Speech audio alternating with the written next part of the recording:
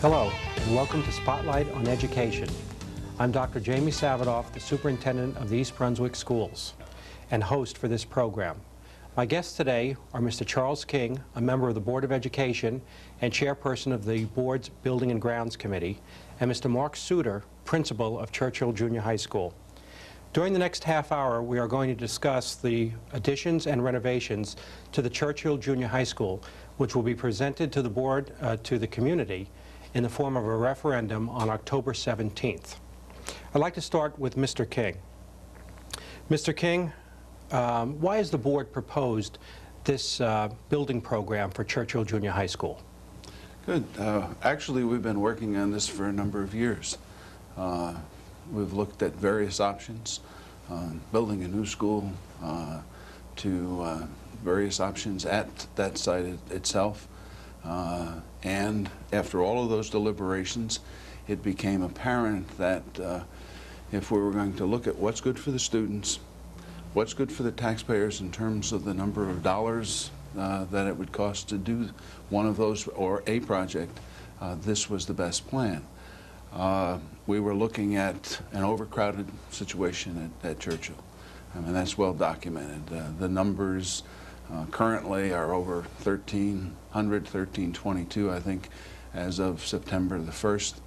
That's projected to go to well over 1,700 by the year 2006. So we're looking at a facility that the state has said should have 809 students, I think their recent number, their capacity number. We're looking at a school that currently is 500 plus beyond the state recommendation, and one that's going to be 900 plus in a few years. So something needed to be done to deal with the overcrowding. We also have a facility that was built in 1962, I think it was completed, that has not been upgraded to any significant extent. Yes, we've put a new roof on when the roof was leaking. But in terms of windows in the infrastructure of that building, the electrical, etc., nothing major has been done there. So we need to do that.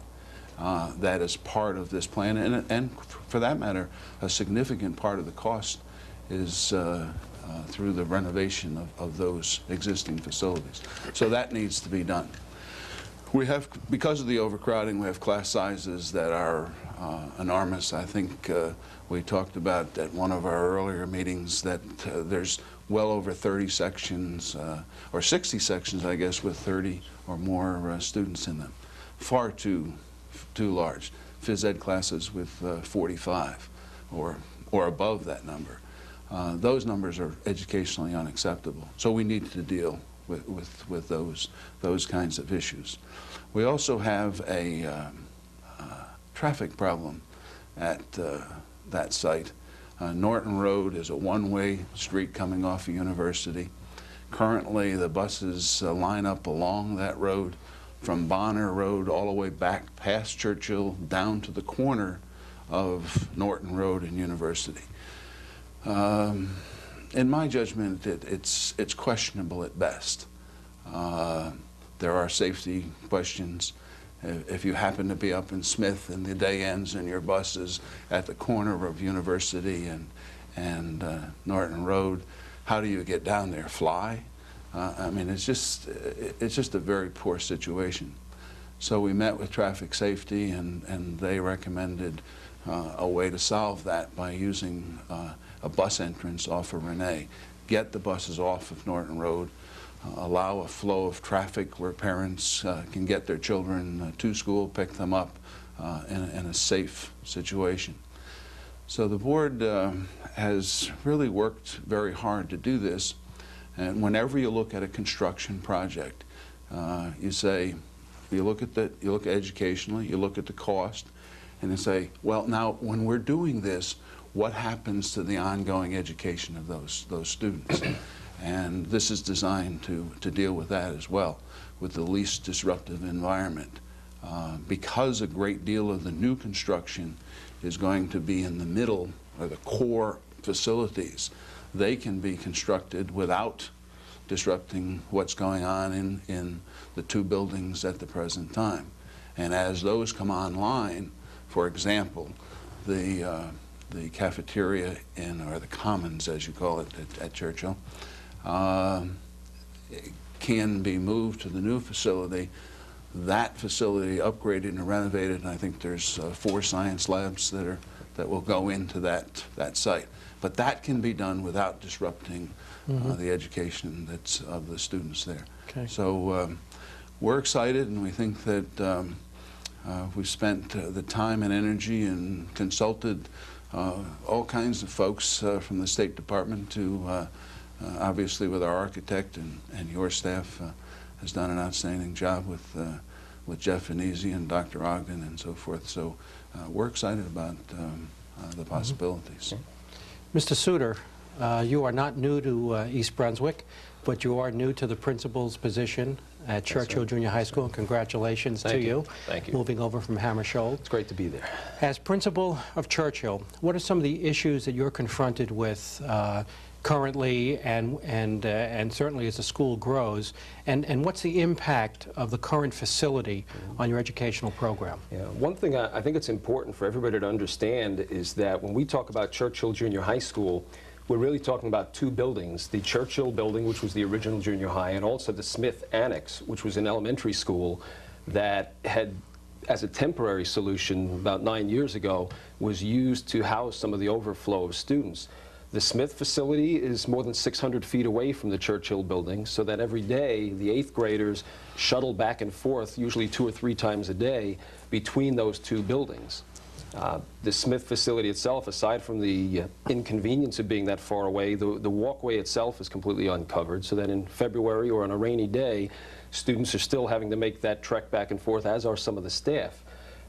The other part of it is that the Smith building is an elementary school by design. The water fountains, the bathrooms, the classroom sizes, the ceiling height are all designed around an elementary model. In Churchill itself, as Mr. King mentioned, it's a 38-year-old facility. We battle on a daily basis with roof leaks that have a tendency to spring up in different locations each time, so that you're never sure where to place the bucket. Metal ceiling tracks that hold our tiles that are rusted in spots and really can't be repaired without pulling the entire ceiling down. Door frames that are 38 years old, the metal door frames that are starting to corrode and rot and can't be replaced. Windows within the building. If you go into one of our classrooms and there's a broken window, the windows are so old we can't get parts to repair them. So even if we wanted to, some of these things can no longer be managed on a daily basis. Chalkboards that are 38 years old, that have become so polished from being cleaned that when you write on them you can't really see all that well. And when the teachers use overheads, some of their blinds don't work properly, so it doesn't get dark enough in the room to be able to solve that. And those are issues that we deal with and we resolve so that the teachers can still function in the classroom. But that is a challenge for all of us and for our maintenance staff. We're also in a situation where our science labs have not been upgraded. There's no working gas in the science labs at this point, and there's a regular list of plumbing problems that we address as they come up. But again, it's like keeping up with a 38-year-old kitchen. There's just every time you fix something, another item in that lab becomes an issue for the teachers, and it makes it difficult for them. The other part, as Mr. King mentioned, the electrical system prevents us from moving forward technologically. And we all know we want to use technology in the classroom. I want to encourage our staff to use it more. But we are at such an electrical shortage that we can't continue to add computers and other technological advancements, given the fact that that electrical system just won't handle that kind of a load anymore. So those are along with the overcrowding, those are the key issues from a facility standpoint that we're battling with. I recall this summer I came over to the school and we found, it looked to me like an old storeroom or a closet that has electrical systems in it, and we turned that into a child study team office. I think we have 4 people in this old storage complex. What other kinds of things are you dealing with like that? Well, just storage in general, as we've had to, as you just said, as we've had to find places for staff and students. Storage has become a big problem because we do have a certain amount of items that we need to store. We've also changed some of our closets into what they call electrical closets for our computer facilities.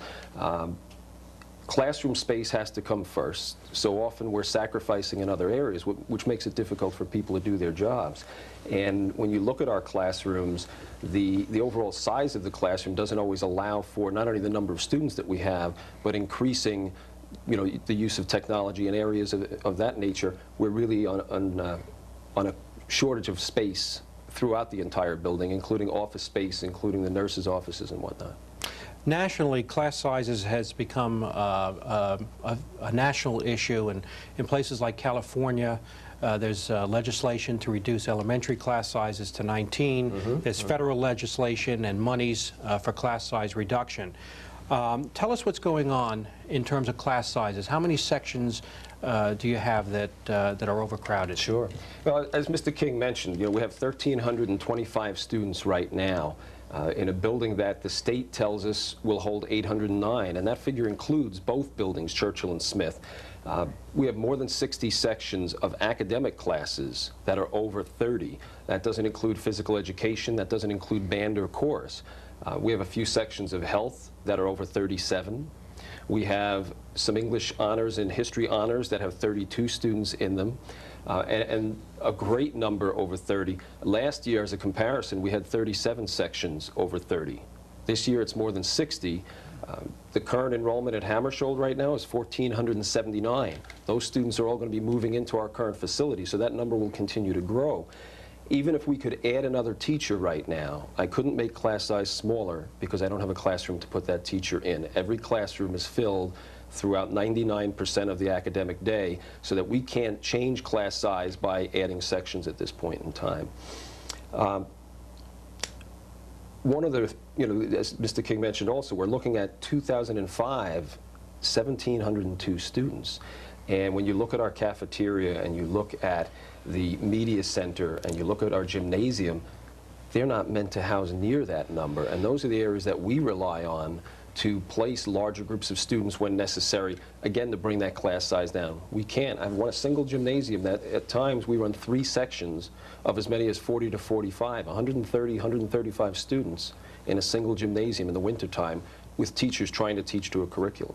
And under the core content curriculum standards of the state and the state's current guidelines, I believe they call for a ratio of about 24 to 1 as a maximum for junior high school level students. Correct. That's right. That's right. Mr. King, in your overview, you gave us a nice glimpse of some of the renovations. Can you go into a little bit more detail about what this building will actually look like and how many additional classrooms and core facilities we'll have? Yes, actually, classrooms, there will be 19 new classrooms, the equivalent of 19. That will allow us to then begin to address that number of 24, try to approach that. That's our objective, that's our goal. Certainly everybody has, educationally has sort of agreed that class size is a major factor in learning. And so those additional 19 classrooms will allow us to begin approaching that 24. Mr. Sutor had mentioned that the media center and the cafeteria are ridiculously small for the population. In fact, the media center, according to the state numbers, should have 18,000 square feet. The current media center has 4,600 square feet, so it's roughly 4 times smaller than it should be. So opening a new facility with that deals with those core areas, such as the media center, will allow us more space in the rest of the building, which will then allow Mr. Sutor and his staff the opportunity to address those class size numbers. That's an important point too, because people sometimes wonder, 19 classrooms, how do 19 classrooms help us accommodate, you know, up to 1,700 students? But as Mr. King was saying, in those larger areas, when we can take and have 500 students eat in a cafeteria at this point, and when we can move other sections of music into classrooms that are larger, we can have rehearsals that make sense to have more students, and that frees up additional classroom space, which is very important. Well, that's another area that's addressed in the cafeteria currently. If you take both the site that you use at Smith and also at Churchill, you have less than half the space that is recommended by the state. This renovation and addition will also upgrade the music facilities. Over on the Smith side of the current building, there will be 3 spaces that are two new spaces that will be built to house music, and the current all-purpose room, which is at Smith, will also be a music facility. I mean, these folks have been operating, and I don't know how they do the job they do, as well as they've been able to do it. I mean, they're operating virtually in a phone booth kind of a situation. To me, it's incredible that, and a tribute to the teachers and to the administrators like Mr. Sutor to put this together and make it work.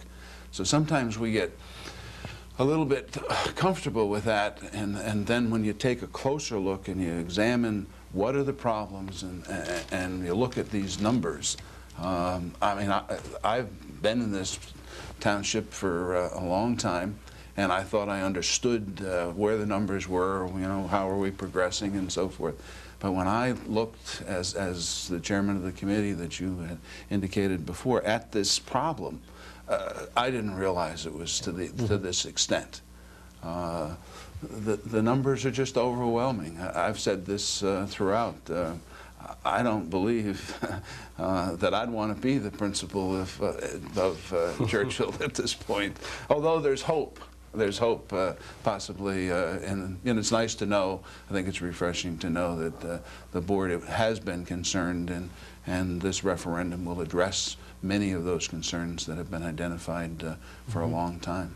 Mr. Sutor, in addition to some of the things we've been talking about, and obviously the reduction in class sizes, what are some of the other benefits that will result from this proposal? Yeah, and this is a key factor. You know, Mr. King mentioned this core facility, and that's the new part of the construction.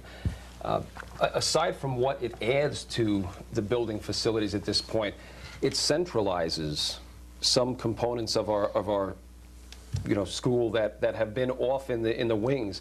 It allows us to have a central office where administrators, including the principal and the 2 assistant principals, the guidance counselors, child study team, the school nurses, can all be kind of centrally located and have access to all of the students, and all the students having access to them. Right now, our 1 assistant principal is in the Smith building. We need a nurse in each building. We need extra secretarial support in each building, so it'll make it a more efficient operation. So the students will benefit from that because of their access to key people that they need to have access to on a regular basis. The 8th graders certainly are going to benefit by the fact that they're not going to be moving back and forth through more than 600 feet of bad weather, because it will be a completely enclosed facility. The core facility will be linked to both the Churchill building and the Smith building by enclosed walkways. There'll be lockers in the new section for 8th graders. Currently, all their lockers are in the Churchill building, so they need to start out there, go to Smith, and if they need something out of their locker, 600 feet back to Churchill to get it. That's a problem. The new music facilities are going to be a tremendous opportunity for our music departments, who currently don't have adequate space. They share space, our chorus rehearsals in a regular classroom setting with a piano instead of a music room. So we'll have the new media center with adequate space to bring in a class or 2 at a time to do programs in the media center and to do the necessary research with adequate space for computers. The gymnasium will benefit all of our sports teams as well as all of our phys ed programs within the building. The cafeteria space, the students will be able to eat in really a more civilized situation than they are right now, because the cafeteria is very crowded. And the cafeteria, which we're really using the word cafetorium, the big benefit of that is that Churchill currently does not have an auditorium. We do not have a stage to speak of. The cafetorium will seat more than 800 students for concerts, for theater productions. Currently, we can't do assemblies. We have no place to put students for assemblies. It'll allow us to do assemblies, and that cafetorium will benefit the whole district, because the only facility right now is at the high school. Elementary programs have to go to the high school. Hammersholt has to go to the high school. Churchill. Scheduling, that's very difficult, and some programs just don't get to happen because there's not adequate space. So that's not only going to benefit Churchill students, it's going to benefit all of the community as well. Our new science labs will now be a state-of-the-art facility. New computer labs, new visual art labs. the other technology in terms of video and video editing and broadcasting, there'll be a space that we can do that, so we can start broadcasting our morning news announcements on a regular basis. So in addition just to space, we really have an opportunity to offer our students programs that they really need to have offered in this day and age, and do it in a way that's effective, that's efficient for the staff, and that's cost effective in the long run as well. East Brunswick is a community that is proud and supportive of its school system, and it certainly sounds as though there are some compelling reasons for this proposal to go forth. But people are also concerned about the impact on their taxes. Mr. King, can you speak to the impact on the taxes and some of the significant things that have happened in the last couple of months to reduce the tax impact on the community? Yes, certainly. The project, the total cost of the project is $26 million, 26 plus. One of the things that we have been aware of is that the state during the spring period was discussing school construction. Initially that was to cover Abbott districts, Newark, Perth Amboy, New Brunswick, and Middlesex County. Through the efforts of many, including yourself, I'm proud to say, was able to get that legislation expanded and broadened to include all schools in the state of New Jersey, East Brunswick being one of them. As a result of that legislation, which permits schools to submit plans to the state for review, which we have gone through that entire process at the various levels, the state has a model by which they would like you to adhere to the square footage and some other parameters which they have. Our plan met those parameters, and as a result of that, about approximately 2 weeks ago, I believe, we were notified by the state that for health and safety reasons, I think were the words used by the Assistant Commissioner, David Mortimer. I mean, to me, that was powerful when I read that. To me, it meant more than the dollars the taxpayers would save. It meant that we needed to do this project. And his words were, we would receive 40% of the cost, or the state will fund this project to the tune of $10.733 million. That's a full 40%.